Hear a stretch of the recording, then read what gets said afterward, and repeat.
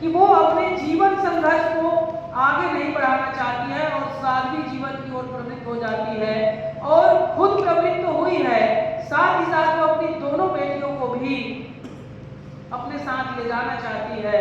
तो छोटी वाली तो मान जाती है, लेकिन संघमित्रा जाने से मना कर देती है और लगातार संघर्ष करती है। साबुन बनाने का काम ये लोग करते थे विकास बाबू, उसी परंपरा को संघमित्रा भी आगे बढ़ाती है और उसी से अपना खर्च चलाती है और साथ ही साथ पढ़ाई का खर्च भी निकालती है। लेकिन वो जो उनकी माँ है वो एक एक चीजों के लिए उनको टोकती है और उस व्यापार को वो बंद कर देने के लिए आग्रह करती है और आग्रह का सीधा धमकाती है। उसके बावजूद वो नहीं मानती है और सारे प्रयासों के बाद जो विकास बाबू की पत्नी अर्थात संघमित्रा की जो माँ और उसकी छोटी बहन साध्वी के रूप में दीक्षा ले जाती है और जीवन वो बहुत विरोध करती है, उसके बावजूद वो सफल नहीं हो पाती है। उसके बाद कैसे जो साध्वी जो जीवन है उसके बाद क्या क्या परिवर्तन होते हैं, उस नादान बालिका को कैसे उसमें प्रवेश कराया गया है, उसके बाद की स्थिति भयावह है। छुट्टी विजेंद्र मुनि नाम के एक साधु से प्रेम होता है और प्रेम होने के बाद वो विजेंद्र मुनि अपने गुरु भाई अभय मुनि के हाथों पत्र भेजता है और अभय मुनि बाद में फिर उसी पत्र का आड़ लेकर छुटकी के साथ अनाचार करता है, जिससे और जो साध्वी समाज है उनको अपनाने से इनकार कर देता है, जिसके बाद वो परिवार वालों के हाथों सौंप दिया जाता है। तो उनके जो चाचा जी है संपत्ति के लालच में उन्होंने जानबूझकर प्रयास किया कि ये साध्वी जीवन सब के सब अपना ले। तो उनके चाचा जी ठेकेदार के हाथों भेज देते हैं और वो ठेकेदार में ले जाकर पश्चिम बंगाल कोलकाता के बहु बाजार में उनको बेच देता है।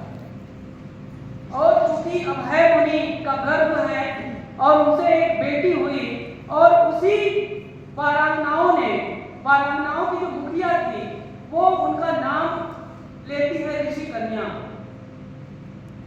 अब इधर जो लगातार संघर्ष कर रही है संघमित्रा, नारी शक्ति संघ की स्थापना करती है, लेकिन वो अपनी बहन को नहीं बचा पाई और उसी खबर के कारण जो ऋषि कन्या है वो संपर्क करती है और इधर जो छुटकी है वो भयानक बीमारी से ग्रसित हो जाती है और जिंदगी की अंतिम कड़ी को गिन रही है।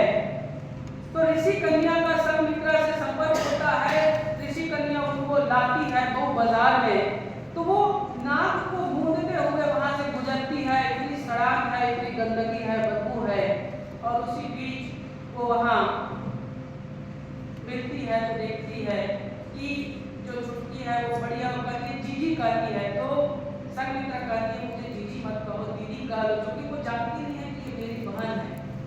तो फिर से वो जीजी कहती है तो देखती है कि तो मेरी बहन है और फिर उसी समय उनकी मृत्यु हो जाती है।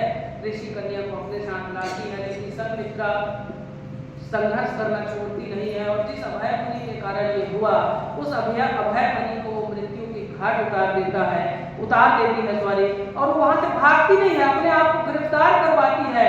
अदालत की कार्यवाही में स्वीकार करती है कि ये मैं जानबूझकर की हूं, मैं चाहती तो भाग सकती थी, लेकिन भागकर मैं जो करना चाहती थी वो कर नहीं पाती। मैं सारांश ही बताकर अपनी बात समाप्त करता हूं।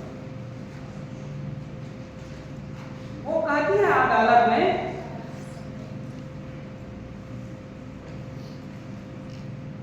आप शौक से मुझे मौत दे हुजूर, जिससे रक्त बीज बनकर मैं खेतों में, खलिहानों में, जंगलों में, जहां कहीं भी जगह खाली है वहीं बिखर जाऊं, जिससे धरती के धब्बों को मिटाने की यह प्रक्रिया जारी रखी जा सके। इस प्रकार वो अपने गुनाह को वही कबूल कर लेती है। आप सबने मुझसे सुना, उसके लिए आप सबका आभार। और एक छोटी सी बात के साथ मैं वापस चला जाऊंगा। छत्तीसगढ़ी में लोक कलाकार कहते हैं कि चिल्ला चिल्ला के गाएं और ठोक ठोक